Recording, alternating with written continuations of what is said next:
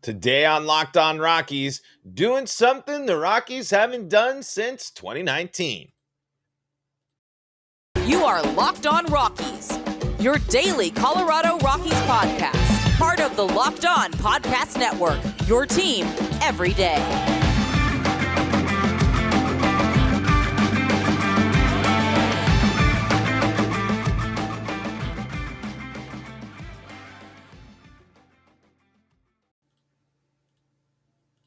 Rock on Rockies fans, welcome into the Locked On Rockies podcast for today, the 10th day of June in the year 2022. I'm your Rockies fan extraordinaire, Paul Holden, bringing you your daily Colorado Rockies podcast, breaking down all things Colorado Rockies. You are listening to us on the Locked On Podcast Network, your team every day. We're proud to be your first listen of the day. We are live streaming on YouTube, just like we do on all our episodes. So if you want to catch every episode live, make sure that you are subscribed to Locked On Rockies on YouTube. You don't want to miss it. And it's a big help for me here on the pod. So help support the show. And of course, we are free and streaming on your favorite streaming service. Today on Locked On Rockies, it's a fun Friday podcast, folks. We are celebrating. We are hooting and hollering. We are feeling good that the Colorado Rockies have taken down the San Francisco Giants in San Francisco for the first time since 2019.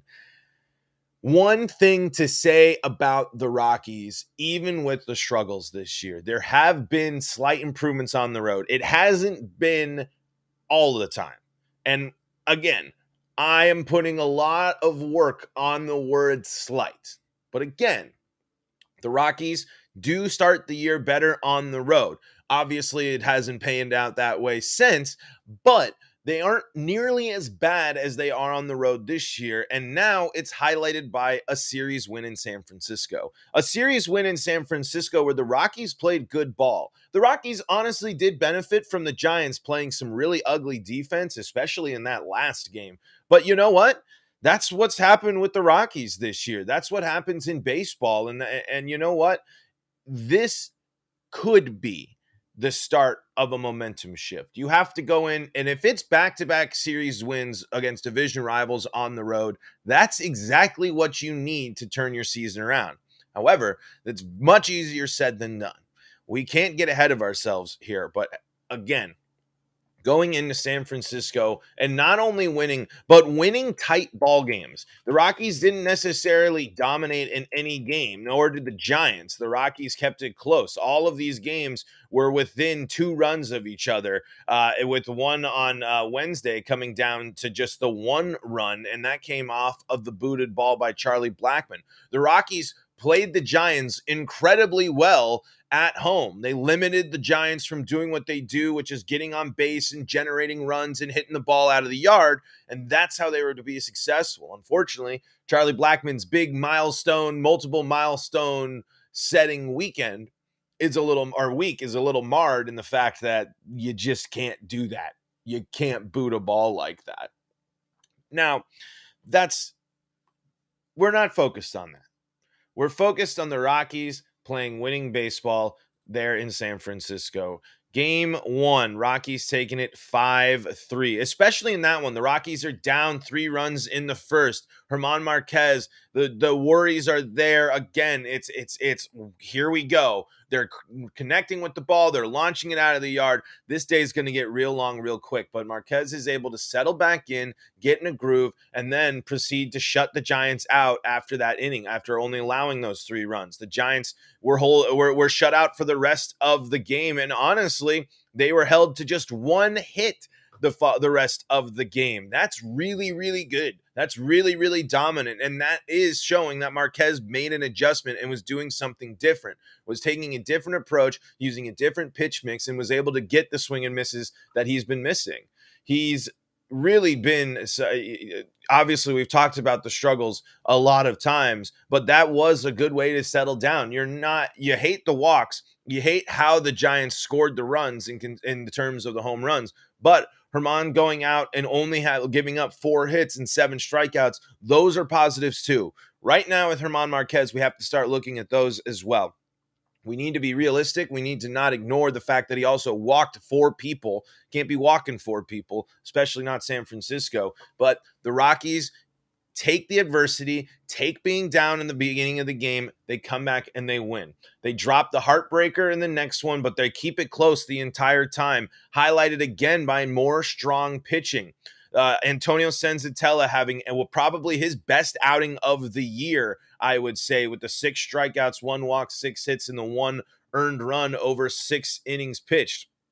And then the bullpen, again, limiting them to just the 1 hit that was Carlos Estevez's that did the damage there with the booted ball, and with the ghost runner. You're not going to be that upset there. You kind of wish the Rockies can score with their ghost runner on second, however you want to call it. But again, that is a situation where you just kind of just shrug and you that's baseball, that one. And when you look at the big picture of the whole series, it's a bummer, because if you limit that inning, who knows, maybe you could get the sweep. But at the end of the day, the Rockies go out and they get the series win. And man, it's refreshing to say that. It's refreshing on the show to be talking about good Rockies baseball. And it's interesting that it's coming on the road, but maybe that's the interesting, or the flip the Rockies need. If you win this series against the Padres, you have a team coming in Cleveland that can hit the ball really well, but you have an opportunity to win that series. And then the Padres are coming into Coors Field, where you have some success. They're against the Padres historically, but again, the Padres we'll see. We'll talk more, and if you missed some of the stuff from our crossover episode, we'll dive into that too. We'll also dive into live chat. Remember, if you are watching the show live, I answer your questions live here on YouTube. So make sure that you're subscribed to Locked On Rockies on YouTube. Tell me your thoughts about the Giants. Let me know in the comments, all that good stuff. But before we move on, got to tell you about our friends at LinkedIn Jobs. As the sun comes out and small businesses are back in business, LinkedIn Jobs makes it easier to grow your team. LinkedIn Jobs helps you find the people you want to interview faster and for free. Folks, LinkedIn is the place that everyone sends you when you are looking for a job. It's a great way to highlight what you do all in one easy place, and you can post and highlight and communicate with professionals all across the world. And you can create a free job post in minutes on LinkedIn Jobs to reach your network and beyond to the world's largest professional network of over 810 million people. Add your job to with the purple hiring frame to your LinkedIn profile, and that'll spread the word that you're hiring, so your network can help you find the right place to hire. Simple tools like screening questions make it easy to focus on candidates with just the right skills and experience, so you can quickly prioritize who you'd like to interview and hire. It's why small businesses rate LinkedIn Jobs #1 in delivering quality hires versus leading competitors. LinkedIn Jobs helps you find the candidates you want to talk to faster. Did you know every week nearly 40 million job seekers visit LinkedIn? Post your job for free at linkedin.com/lockedonmlb. That's linkedin.com/lockedonmlb to post your job for free. Terms and conditions do apply. Nick Tolan says, it's Charlie Blackmon's world, and we are living in it. It was the series of Charlie Blackmon, honestly, against the Giants. He had an impact in just about every single game. The pinch hit, 3 RBIs, the big fly into the cove. One of the best home runs to hit in baseball is one that lands in McCovey Cove. And I think he joins a pretty short list. It's harder to do that than you might think. Of course, Charlie Blackmon, unfortunately, also responsible for the big costly error in the 10th. However, he was also responsible for the RBI in that game, and also in the finale there against the Giants. Charlie Blackmon, again, a 3-hit ball game. Doesn't drive any runs, but he himself is driven in 3 hits for Chuck Nasty in what was a historic weekend for him. He gets his 200th home run. What else did he celebrate? I think maybe everyone can, I don't know, let's see. He's played baseball for 11 years now. He's really been something special. I think did he get a new double? Let's see. Nope. Anyway, you all know the milestones. You all were seeing it. All right. Let's see. Nick Tolan says, thoughts on us becoming sellers soon. I wouldn't mind trading some guys for prospects if a team needs some players for a playoff push. The Rockies, I don't think will be sellers. We talked a little bit about this, but I got one of my Jambron. I talk about him. I would say the juiciest trade piece, if the Rockies do become sellers, is CJ Cron. We've talked about that before. He doesn't have the long contract. He's under control, under team control.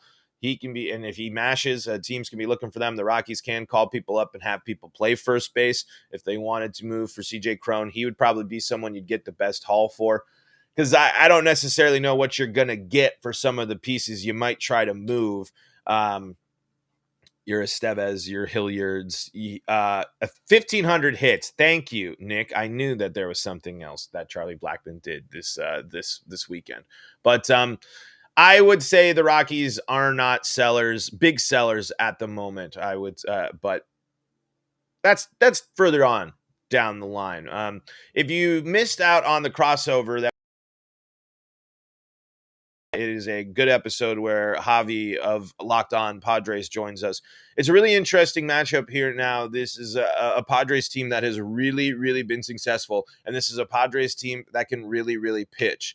If the Rockies can continue the momentum, go into San Diego and take down these San Diego pitchers, that is going to be something that can help turn the tide for this Rockies season. 7 games below 500 right now. A winning series for the Rockies puts them at 27-33.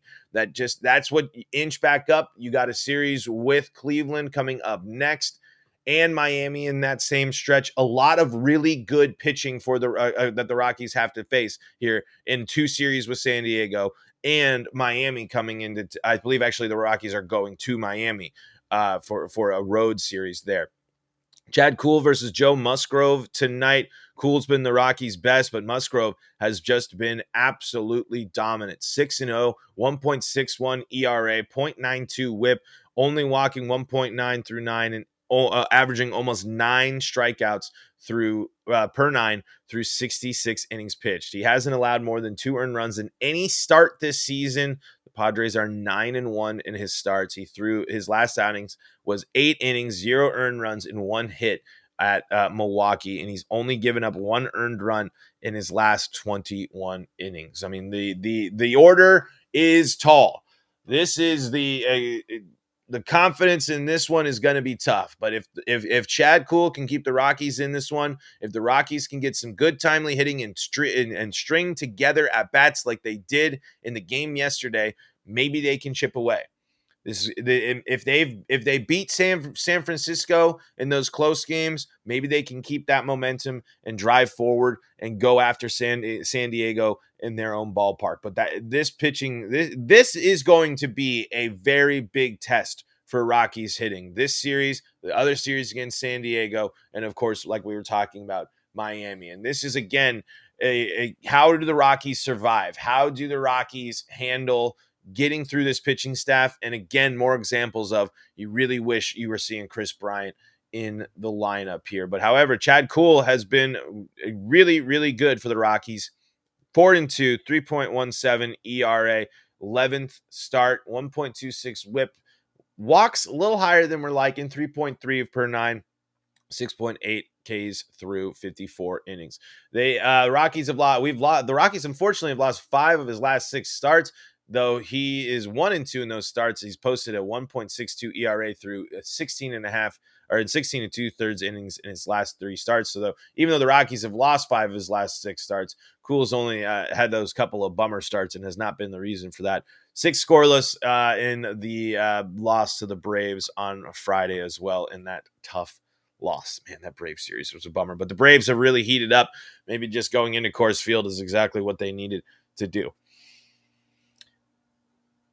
A split is possible for the Rockies, and it would be really good to go out and go after some of this pitching and win one of these ball games. But Musgrove, man, just dominant, and it doesn't get any easier there. We talked a lot. One of the interesting things that I thought we talked about in that crossover yesterday was the rise, the reemergence of Yu Darvish, who outside of Manny Machado, I would say would be like kind of the most surprising Padre this year. Manny Machado, of course, having a great year too. Padres are good.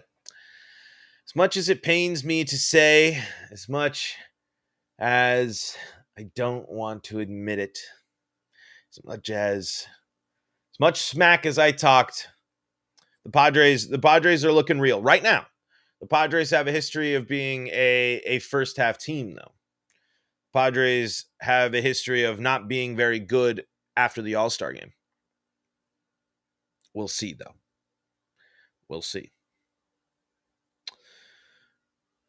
If we get this consistency from the Rockies rotation, we want more from Herman, but 2 good starts or 3 solid starts in a row for the Rockies starting rotation. The 3 pitchers that needed to have solid starts did. Were they perfect? No. But Gomber goes out and throws 6 innings, 2 earns, 5 strikeouts, 1 walk on 5 hits. And those are those 3, especially doing it on the road. That's exactly what they're looking for. Senza again had that good performance there. The wave of refreshment, the wave of relief, the wave of possibility is here. But we don't, again, pump the brakes a little bit. Even I was as I was saying that, I was getting excited, as I was getting jazzed, I was getting really pumped. But this is a Rockies team that's also really struggled, been really inconsistent. This is a Rockies team that hasn't won back-to-back games since the beginning of May. And that is not good. The stretches of winning in good, consistent baseball need to get longer. The series wins need to string multiple series in a row. The Seattle Mariners are getting back into the mix of things because they're not winning every game, but they're winning series. They've won 4 series in a row against division opponents. That is the path to get back. They've played their division rivals really well. The Rockies haven't looked great against the Giants, and they haven't played the Padres yet. They've only played the Dodgers once, and they've beaten them. Rockies haven't played a ton of division stuff, but we're going to start seeing that take shape. We're going to see how that shakes out and how that forms this stretch. But right now, leading up to first pitch today, we're excited. We feel good. You're energized. You feel a little bit more excited to watch Rockies baseball this weekend.